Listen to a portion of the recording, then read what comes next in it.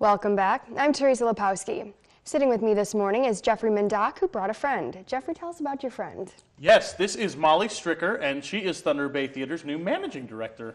Congratulations, Molly. Thank you so much. So was this a position before Molly came along? No, this was actually a position whose duties were handled mostly by the board of directors at the theater. And over the past year, thanks to some grant funding through the Michigan Council of Arts and Cultural Affairs, I identified the duties that Molly will now hold as ones that should be handled by an employee and not just, the board of directors at large, for their sanity and also for our efficiency as an organization. And we're really excited to have someone like Molly joining the organization. Awesome. Molly, tell us a little bit about what your day-to-day looks like. So I'm mostly in charge of the operations and the business side of everything at the theater. So that includes grant writing, fundraising, donor relations, managing the building and the box office, as well as the apartments upstairs. So I'm kind of in charge of everything that Jeffrey doesn't want to do. Well, right. So that responsibility has kind of been on myself and Paige, our stage manager and associate artistic director, whenever we weren't in rehearsal. So people weren't getting voicemails back for their tickets. We weren't able to cultivate as many relationships from a business perspective when we were spending so much time in rehearsal. So now with Molly there, while I'm in rehearsal, Molly can still be cultivating those relationships and, raising money and handling the box office to a better efficiency so that we can really serve our customers better. Gotcha. So what kind of changes are we going to see as a result of having Molly fill this very important position? Sure. Well, you're going to see another face in the community, which we're really excited about. One of the things that I love talking about and that obviously I love about this community is how they embrace our employees and our artists.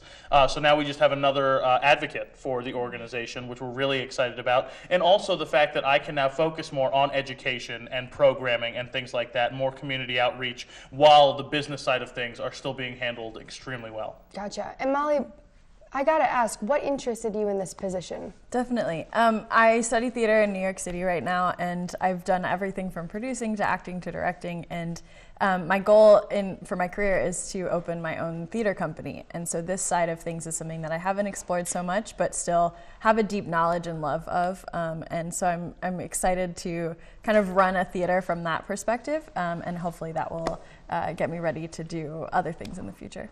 Now, I know you said that you're involved more with the business side of the theater, but are you still involved in, what's going on, the musicals, the performances that Jeffrey's a part of? Definitely. I'll still be a collaborator with Jeff and with Paige, and definitely a voice in the room to watch the rehearsals and be a part of the artistic stuff that's happening. Awesome. Do you have any special projects coming up? Mostly just grant writing, and we do, yeah. We have two new sponsorship and a donor program, which we're kind of putting out this year for the first time. Absolutely, yeah. We have a board meeting tonight, so we're hoping to ratify our new donor program, which is going to give more incentives to the individuals who choose to donate some of their money to the theater on an annual basis.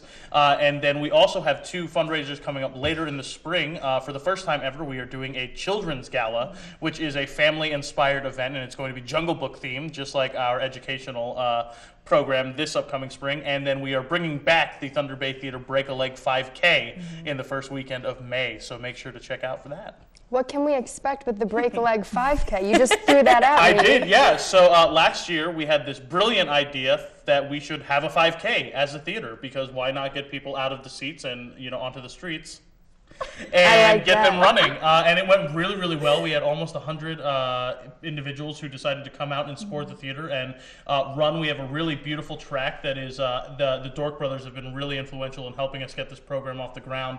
And they marked out a really great track on the Alpena Bypath, and it was a huge success last year, even through the rain. So we are going to make it an annual event, and we're so excited to get people embracing a healthy lifestyle while also supporting the theater arts. Well, that sounds wonderful to me. Thank you, Molly, for being here. Welcome to the community. Thank you, Jeffrey, for being here. Sports is next with Michael Gilbert. We recap what went wrong with the Lions against the Seahawks, and we'll also hear from Lions head coach Jim Caldwell on the loss. Stay right here on WBKB 11 for all that and more as the news continues.